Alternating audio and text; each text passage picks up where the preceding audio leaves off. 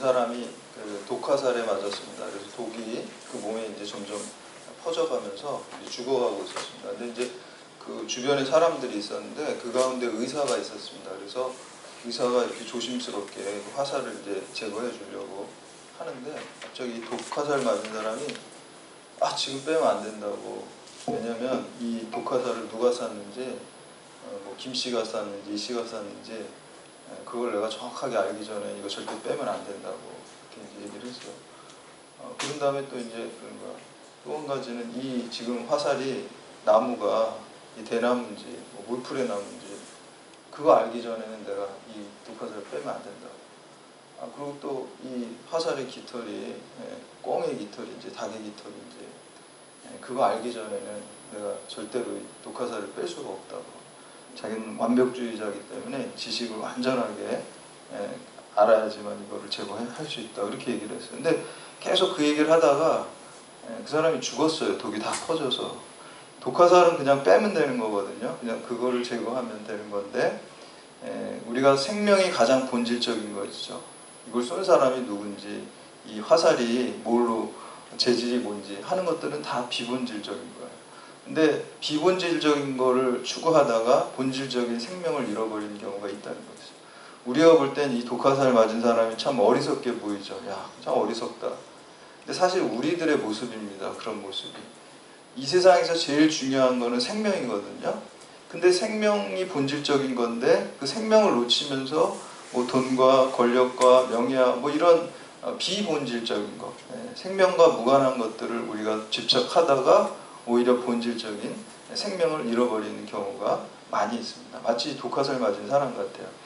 여러분, 그 아담과 하와가 원죄로 인해서 모든 인류는, 여러분들은 지금 저를 포함해서 다 독화살을 맞았어요. 그래서 지금 죽어가는 거예요. 그 독화살, 죄의 독이 우리 가운데 들어와서 점점 죽어가는 거예요. 그게 70년, 80년, 100년 좀 퍼지는 시간이 좀 길다고 생각하는데 하여튼 그 퍼지는 시간까지만 살고 우리가 죽는 거예요. 근데 그 퍼지는데 영원히 사는 방법이 있습니다. 아까 의사가 빼려고 그랬죠. 우리의 죄를 치료할 수 있는 유일한 의사는 예수 그리스도입니다. 우리가 예수 그리스도를 믿고 마음으로 고백하고 또 믿고 입술로 고백을 하게 되면 그 독화살이 제거가 되고 예수 그리스도의 십자가 보혈이 우리의 치료제가 되고 해독제가 됩니다. 그리고 요즘 같은 때는 우리가 다 코로나 바이러스니까 예수 그리스도의 보혈의 피가 백신이 되는 거예요. 그래서 오직 예수 그리스도 앞에 나아가야지만 그 독이 제거가 되고 영원한 생명을 얻습니다. 그래서 예수 그리스도 이외에 다른 뭐 것들을 우리가 뭐 추구하고 돈을 추구하고 명예를 추구하고 이렇게 되면요, 아까 그 사람이 뭐 이게 쏜 사람이 김씨인지 이씨인지 그거 알아야 되겠다. 난 그거 알지 않고는 이거 안 빼겠다. 이런 거하고 똑같은 거예요. 우리가 지난 시간에 로마서 9장에 이제 구원의 문제, 오늘도 이제 구원의 문제를 계속 다루고 있죠. 구원의 문제가 굉장히 중요합니다. 근데 구원의 문제는 이제 신학사에서도 논쟁이 있었어요. 두 가지 축이 있어요. 하나님의 주권을 강조하는 측이 있었고 인간의 어떤 응답과 책임을 강조하는 측이 있었어요. 근데 이제 지난 시간에는 그 하나님의 그 주권을 강조하는, 그래서 그 칼빈, 장로교의 창리자인 칼빈이 하나님의 주권으로 구원받는다. 그리고 인간의 어떤 책임과 응답은 사실 인정하지 않았잖아요. 자유의지를 인정하지 않았거든요. 그래서 칼빈이 이제 그런 것들을 얘기했는데 오늘 본문에는 9장과 좀 반대되는 인간의 책임을 또 얘기를 하고 있어요. 그러니까 성경 말씀에는 이 두 가지가 사실은 다 있어요.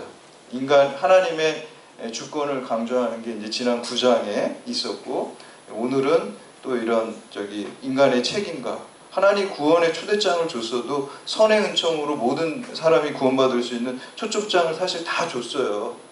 구원받아. 예수 믿으면 구원받는 예수 그리스도께서 우리의 의사가 되시고 치료자가 되시고 해독제가 되신다고 다 줬어요. 여러분 결혼식 청첩장도 여기서 만약에 다 줘도 가는 사람이 있고 안 가는 사람이 있죠. 이제 그렇게 이제 모든 구원의 초점장을 하나님께서 다 주셨는데 그거를 예스하고 이제 가는 사람이 있고 안 가는 사람이 있다는 거예요. 그래서 인간의 책임을 오늘은 강조하고 있습니다. 그래서 이제 뭐 루터란 중에 이제 멜랑흐톤이라는 사람과 또 알미니우스라는 사람, 감리교의 존 웨슬리 뭐 이런 분들은 인간의 책임 쪽 오늘 부분을 좀 강조하는 분들이죠. 성화의 부분을 강조하는 것을 볼 수가 있습니다. 그래서 구원을 온전히 이루기 위해서 우리가 어떻게 해야 되는지 오늘 말씀을 통해서 우리가 좀 깨닫고 믿음을 결단하는 시간 되시기를 주님의 이름으로 축원합니다. 먼저 우리가 복음을 지성적인 차원에서 알아야 돼요. 복음이 뭔지 우리가 이게 신앙의 의식화입니다. 제가 대학교 다닐 때는 막 학생 운동 많이 하고 그럴 때예요. 그래서 맨날 들어가면 맨날 듣는 게 의식화 교육해야 된다. 신입생들 들어오면 의식화. 이제 뭐 사회과학적인, 뭐 공산주의 의식화 그런 게 많이 했었어요. 전부 다 들어가면 의식화, 의식화해서 무장해야 돼. 사회를 보는 것도 무장해서 알아야 돼. 그냥 뿌옇게 다니면 안 되고, 뭐 계급, 뭐 이런 거 다 이런 걸 의식화해야 된다. 그래서 우리 신앙도 마찬가지입니다. 그냥 아무 생각 없이 다니면 안 되고요. 의식화하고 다녀야 돼요. 우리가 예수 그리스도의 십자가 보혈로 구원받는다는 의식화해야 되고요. 인생의 목적이 고린도전서 10장 31절에 먹든지 마시든지 무엇을 하든지 하나님의 영광을 위해서 해라. 그걸 또 의식화하고 있어야 돼요. 그냥 막연하게 알면 안 됩니다.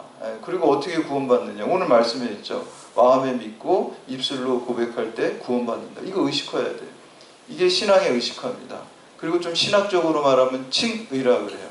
우리가 믿음으로 말미암아 하나님의 은혜로 구원받았다. 이거를 우리가 지식적으로 알고 있어야 됩니다. 그래서 이제 첫 번째 단계는 지식적인 단계예요. 제가 요즘에 이렇게 보면 우리 기독교가 힘든 게 뭐냐 이렇게 생각하니까 너무 이 비호감을 이제 안 믿는 사람들이 기독교에 대해서 갖고 있어요. 목회자뿐만 아니라 기독교인 자체에 대해서 비호감을 가지고 있어요. 그래서 제가 곰곰이 고민하고 기도하면서 왜 비호감을 가질까 고민을 해봤어요. 일단 목회자, 성직자, 기독교 개신교 성직자에 대한 비호감이 있고 또 기독교 전체 성도에 대한 또 비호감도 있어요. 성직 제도에 대한 또 비호감, 또 구조적인 모습이 있어요. 카톨릭과 불교와 달리. 왜냐하면 카톨릭, 불교 같은 경우는 카톨릭만 봐도 이제 뭐 어떤 사제라든지 수녀 같은 경우는 결혼도 안 하고 로만 카톨릭에서 다 공산주의 시스템으로 다 뭐 생계도 책임져주고 그렇죠. 그리고 교육도 거기도 신학 교육도 어느 정도 아무나 막 될 수 있는 게 아니잖아요. 그러니까 좀 어느 정도 이렇게 걸러지는데 개신교는 뭐 진짜 자본주의 시스템으로 막 대적교회도 있고 엄청나게 큰 교회도 있고 또 이렇게 보장이 안 되잖아요. 그리고 좀 한 달 만에 어떤 분 뭐 제가 전에 있던 교회도 신방전도사 여자 전도사님인데 갑자기 교회 사임하고 나갔다 이렇게 연락 들어오면 한 달 만에 어디서 또 목사 안수를 받으셨다고 그러고 그러니까 그런 것들이 굉장히 많으니까 성직자의 퀄리티가 좀 신학 교육이 제대로 안 된 경우가 있어서 이렇게 좀 무리를 일으키는 경우가 있고 또 한 가지는 아까 지성적인 차원이 있어야 된다는데 신앙이 지성적인 차원에만 머무르기 때문에 비호감이 됐다는 거예요. 신행일치가 안 돼요. 그래서 우리가 전인적이라는 건 하나님 인간을 창조하실 때 하나님 형상대로 만들었거든요. 하나님은 지성을 가지고 감성을 가지고 의지를 가진 분이에요. 하나님의 형상대로 우리를 만드셨는데 그래서 우리가 지정의가 있는 거거든요. 하나님이 그러신 분이기 때문에. 전인적이라는 거는 복음을 받아들일 때 이 세 가지가 다 있어야 돼요. 근데 우리는 머리로는 믿고 또 가슴으로도 믿어요. 막 부흥회 같은 또 은혜로운 말씀 들으면 막 가슴이 감동해서 울컥울컥하고 눈물도 흘리고 콧물도 흘리고 감성이 이제 근데 그게 다 일시적이라는 거예요. 생활에 적용이 안 돼요. 그래서 비호감이 됐다는 거죠. 그래서 우리가 전인적으로 믿게 되고 또 여러분의 삶 가운데 십자가가 있을 때 십자가 희생이죠. 여러분이 경찰대학 안에서 다른 믿지 않는 사람보다 좀 더 희생하고 내가 양보하고 그게 십자가입니다. 그럴 때 그 비호감이 호감으로 바뀌어요. 저는 지금 우리 한국교회에서 제일 중요한 게 기독교 또 성직자뿐만 아니라 기독교니까 비호감이 호감으로 바뀌어야 선교가 됩니다. 그거 안 되면 선교 안 돼요. 근데 이제 비호감을 호감으로 바꾸는 게 엄청나게 큰 일이에요. 그걸 하기 위해 기독교인들의 삶 속에 십자가가 있고 전인적인 신앙이 있어야 돼요. 지정의가 돼야 돼요. 믿음을 머리로만 하는 게 아니라 가슴으로만 감동하는 게 아니라 의지적인 차원에서 신행일치, 믿음과 행동이 일치되는 삶을 사는 게 얼마나 힘듭니까? 원수도 사랑하라는 게 머리를 씹고 마음으로 어떤 그런 분들 얘기 들으면 감동도 하지만 내가 그걸 실천하기는 어렵잖아요. 의지적인 차원. 지정의가 그게 십자가입니다. 주의 길을 따라가는 게 십자가입니다. 또 희생도 하고 여러분이 속한 공동체에서 그런 일이 있을 때 그 비호감이 호감으로 바뀌게 되는 것입니다. 십자가가 있을 때. 저 사람 좀 틀려. 모범적이야. 일도 모범적이야. 거짓말도 안 해. 그리고 이제 공동체에 무슨 일이 있을 때도 자기가 희생해서 그냥 먼저 하겠다고, 남들 다 하기 싫은 것도 하겠다고. 그러면 호감으로 바뀌는 거예요. 야, 그리스도인들은 진짜 다르다. 예수님 닮은 사람들이다. 그럴 때 호감으로 바뀌고, 그래 성교의 장이 열리게 되는 것입니다. 그래서 우리가 1절하고 2절 말씀 함께 봉독합니다. 1절, 2절 시작. 형제들아, 내 마음에 원하는 바와 하나님께서 구하는 바는 이스라엘을 위하니 곧 그들의 구원을 받게 하니라. 내가 증언하노니 그들이 하나님께 열심히 있으나 올바른 지식을 따른 것이 아니니라. 아멘. 이 유대인들이 율법을 준수하고 바리새인들이 율법 준수하는데 열심히 있잖아요. 막 일주일에 금식도 하고 뭐 하는 기도도 뭐 어떻게 하고 막 열심히 있는데요. 그게 율법주의에 빠지면 올바른 지식, 복음에 대한 올바른 지식이 없이 열심은 잘못됐다는 거예요. 그래서 지금 우리가 속도보다 방향이 중요하다고 얘기하잖아요. 잘못된 방향으로 아무리 빨리 가봤자 그거 뭐 운동선수로 치면 금메달 못 따는 것처럼 열심도 다른 복음의 지식이 없이 열심을 다한다고 좋은 게 아니잖아요. 바리새인도 그렇고 소매치기가 뭐 하루에 10시간씩 막 소매치기 연습하고 열심히 막 그렇게 훈련한다고 해서 그거 좋은 게 아니잖아요. 바른 게 아니기 때문에요. 그래서 우리가 복음도 바르게 지성적인 신앙의 의식과 바르게 분별하는 것이 있어야 됩니다. 두 번째는요, 복음의 감성적인 차원이 있어야 됩니다. 복음을 가슴으로 받아들여요. 요즘 이제 젊은 사람들이 많이 쓰는 말 중에 영혼 없다 이런 얘기를 하죠. 영혼 없다. 그냥 입으로만 이렇게 안부 묻고 마음에 물어나오잖아요. 영혼 없다라는 거죠. 감정이 거기에 포함되어 있어야지 그것이 올바른 것입니다. 그래서 야고보서 2장 19절에 보면 내가 하나님은 한 분이신 줄을 믿느냐 잘하는도다 귀신들도 믿고 떠느니라 그랬어요. 귀신들도 지식적으로는 안다는 거예요. 근데 이 귀신들은 마음으로 믿지는 않는다는 거예요. 마음으로 우러나오지 감동이 없다는 거예요. 그래서 여러분들 만약에 머리로만 믿고 마음이 감동이 없고 냉랭하잖아요. 그 귀신 믿음이에요. 귀신 믿음. 지식만 가지고 있는 거예요. 제가 보니까 이제 신학대학에 공부 많이 하신 뭐 훌륭하신 분들이죠. 그분들 뭐 이렇게 막 학위 받고 막 그런 과정이 힘든데 굉장히 존경할 만한 부분인데 냉랭한 부분이 많아요. 귀신 믿음 가지신 분들이 많아요. 그냥 가슴은 안 뜨겁거든요. 그렇게 해서 예수 그리스도에 대한 나의 구세주라 뜨거운 그런 마음이 없게 되면 안 된다. 그래서 우리가 감정적으로, 감성적으로 복음에 대해서 감동해야 돼요. 그래서 제가 예전에 그 성기동 교회에서 어떤 분이 그 뭐 룸사롱 같은 데서 이렇게 뭐 부장인데 뭐 이렇게 뭐라 그러죠? 그 찌라시라 그러나 이렇게 술 먹으러 오라고 이렇게 하는 그거 막 해요. 근데 이제 이분이 예수 믿게 돼가지고 이제 암 걸리고 나중에 예수 믿게 돼가지고 와가지고 맨날 아침에 제가 출근하고 와가지고 목사님 전도지 달라고 전도지 이렇게 막 하고 그래거든요. 그래서 옛날에는 술 먹으러 죄지로 오라고 자기가 이거 뿌리고 다녔는데 지금은 예수 믿으라고 지금 뿌리고 다닌다. 그래서 그분이 전도를 많이 했어요. 진짜 그거 보고 어떻게 오셨냐고 그런 거 보고 왔다고 뭐 자동차에다 막 그런데 아주 전문가죠. 그거 뿌리는데. 그래서 이제 그렇게 했는데 그분이 그러시더라고요. 목사님 저는요 마음이 집에서 답답하고 이제 암으로 죽어가는데 밤에 이렇게 나와서 이렇게 우리나라는 십자가가 많잖아요. 십자가가 보면은 그렇게 그냥 마음이 좋고 눈물이 난대요. 예수님께서 내 죄를 대속하셨구나. 감동하는 거죠. 마음에 감성이 있는. 그래서 교회 올 때도 우리 교회 십자가가 저 멀리서 이렇게 보이면은 그 십자가만 보면 눈물이 난다는 거야. 너무 기쁨의 눈물이 난다는 거야. 내가 이렇게 죄인인데 저 십자가로 내 죄가 다 씻겨졌구나. 그 생각만 하면 눈물이 나고 감동이 된다. 감성적인 신앙이죠. 그 감성이 없으면은 그게 귀신 신앙입니다. 귀신도 아는 거예요. 귀신도 예수 그리스도 알아요. 그래서 그렇게 되는 거예요. 지금은 이제 고인이 되신 이제 신영복 교수님, 이분은 이제 공산주의자이고 좌파 경제학자인데 이분이 20년 동안 수감 생활하면서 쓴 감옥으로부터의 사색이라는 책이 있어요.